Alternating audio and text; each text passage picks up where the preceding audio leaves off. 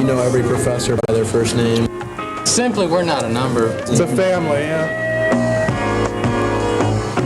It's not too big and it's not too small. Oh, I know. And there's enough people here to have a good time and get to know a lot of people, but it's not too big where you're just kind of lost in the crowd.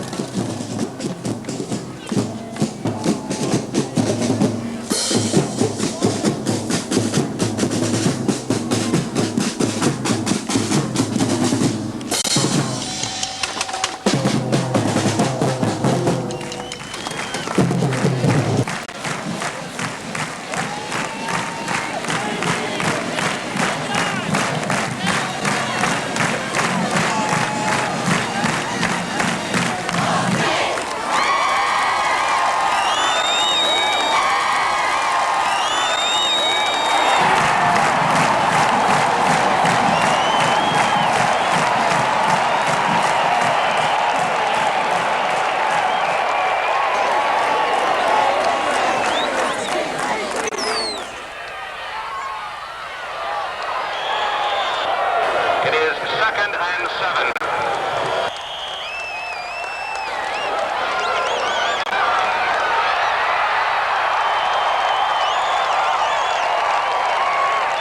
Down by number 20, Steve Hirsch.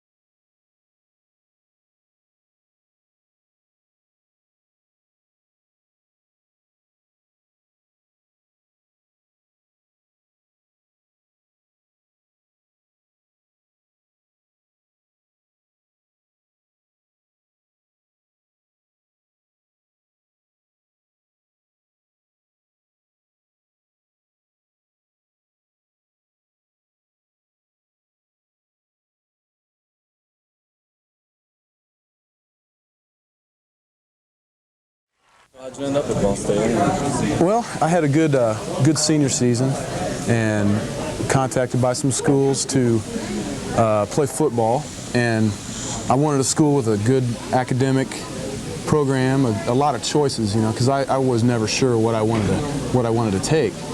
So I wanted a school with a lot of choices.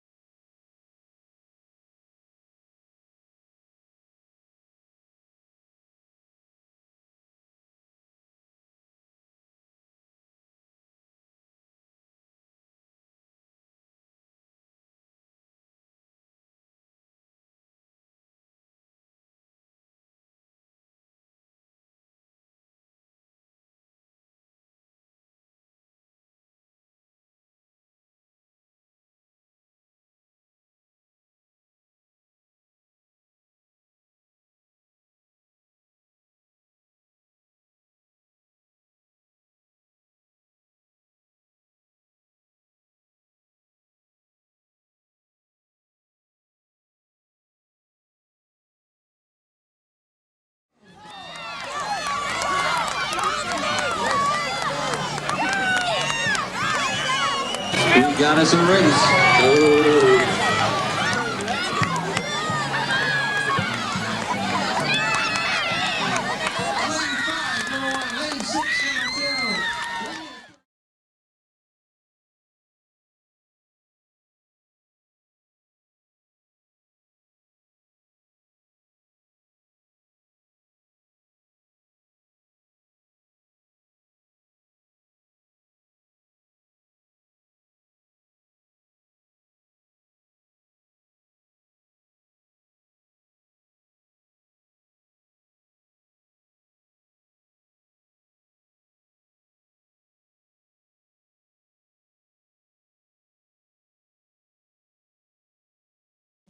I think one of the most significant things about coming to Ball State University is, and I know that all of you have found this to be the case, that faculty here are very accessible to students.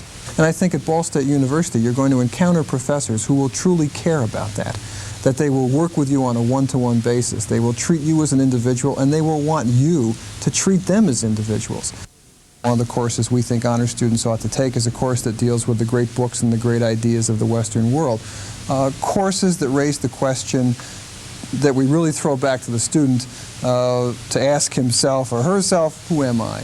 And how did I come to be the kind of person I am within the larger tradition of Western culture?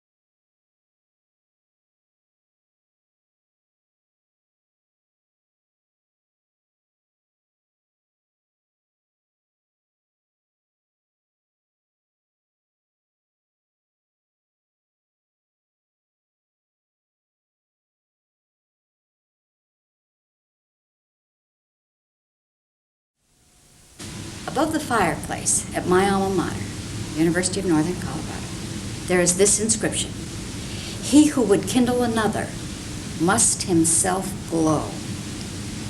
I hope that glow shows in you, because here at Ball State, one of the things we're about is establishing you as a little center for infection, for starting a love affair with learning, one that will go to epidemic proportions wherever you go.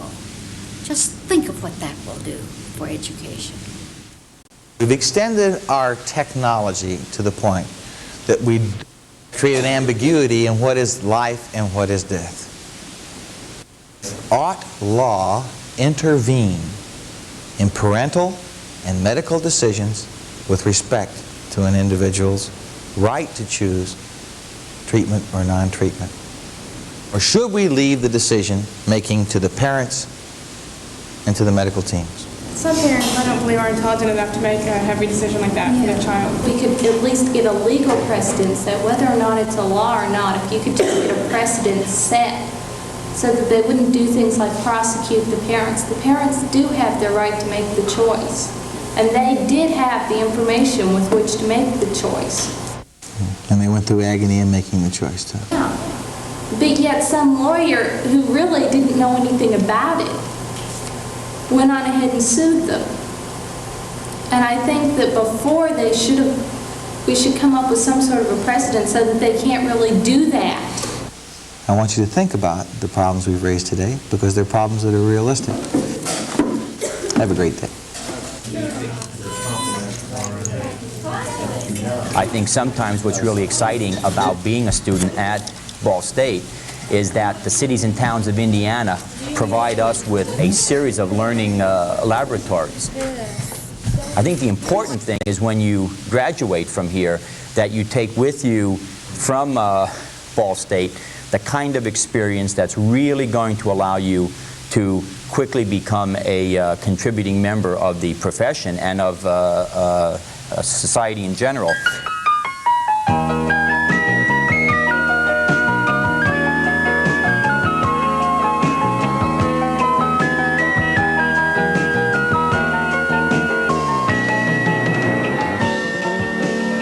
We all know that the job market's pretty competitive anymore, but the instruction here at Ball State not only teaches you the knowledge and the skills, but they also teach you interpersonal relationships, and I really like that. So when I go out, I'm going to feel pretty confident in the job market today.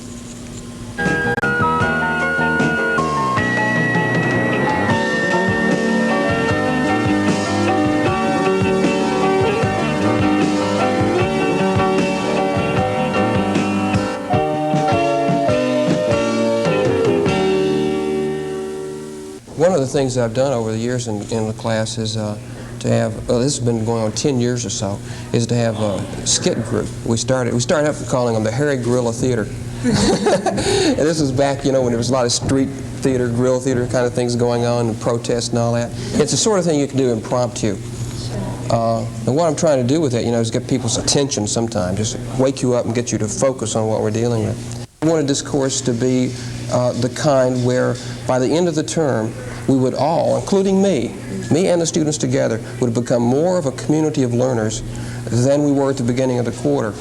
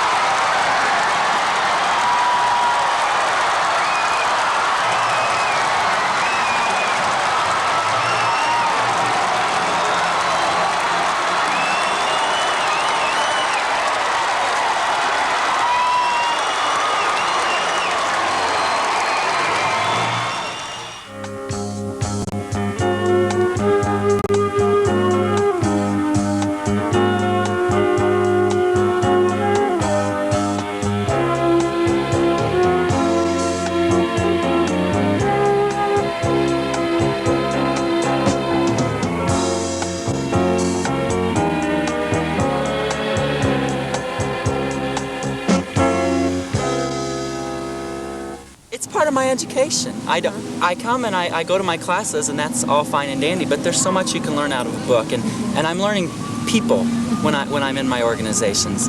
I'm learning how to deal with the public, how to sell Ball State, how to sell myself, just a lot of good things that come out of that. It's more of an education than just going to class.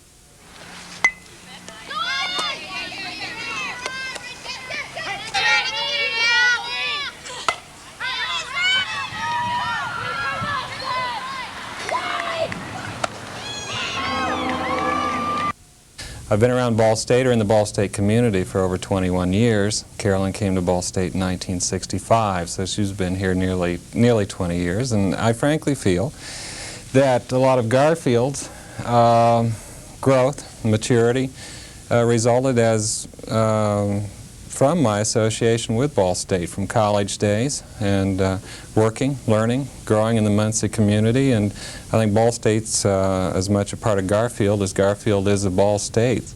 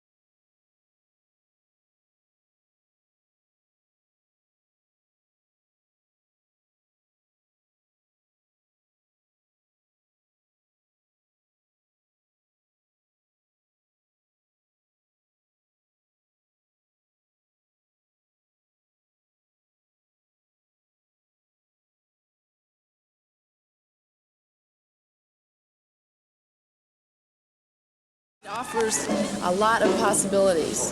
If you're interested in architecture, there's clubs and so on, photography clubs and singers performing, all areas. That's what I found that was really neat about Ball State. There's something for everybody. Okay, Teresa, what do you say? You think we better pack up our stuff? 9 o'clock's early. Awfully early. Let's go to home. I'm going to go ahead and go. Bye. See you guys. Bye.